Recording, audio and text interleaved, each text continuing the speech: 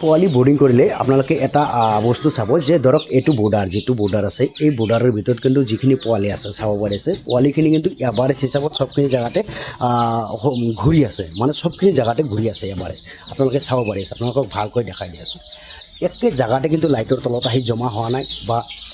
পুৰা সাইডে সাইডে সবখিনি পোৱালি গুচি যোৱা নাই মানে এভাৰেজ সবখিনি জেগাতে পোৱালিখিনি ঘূৰি আছে সো সেইটোৱে চাব যে আপোনালোকৰ পোৱালিখিনি বৰ্ডাৰৰ এভাৰেজ সবখিনি জেগাতে যদি ঘূৰি আছে তেতিয়াহ'লে টেম্পাৰেচাৰ ঠিকে আছে আৰু যদি চাই যে সব পোৱালিখিনি আহি লাইটৰ তলত বা বাল্বৰ তলত যদি জমা হৈ এক জেগাত গোট খাইছে তেতিয়াহ'লে ভাবিব যে ঠাণ্ডা লাগিছে সিহঁতৰ তেতিয়া হিট ভৰাব লাগিব আৰু যদি চাই যে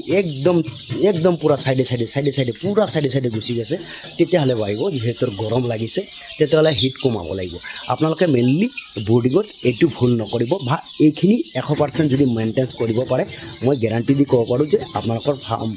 বৰ্ডাৰত পোৱালি মৰ্টেলিটি নহয় সো সবখিনি জেগাতে যেতিয়া এভাৰেজ পোৱালি থাকিব তেতিয়া হিট টেম্পাৰেচাৰ ঠিক থকা বুলি গম পাব।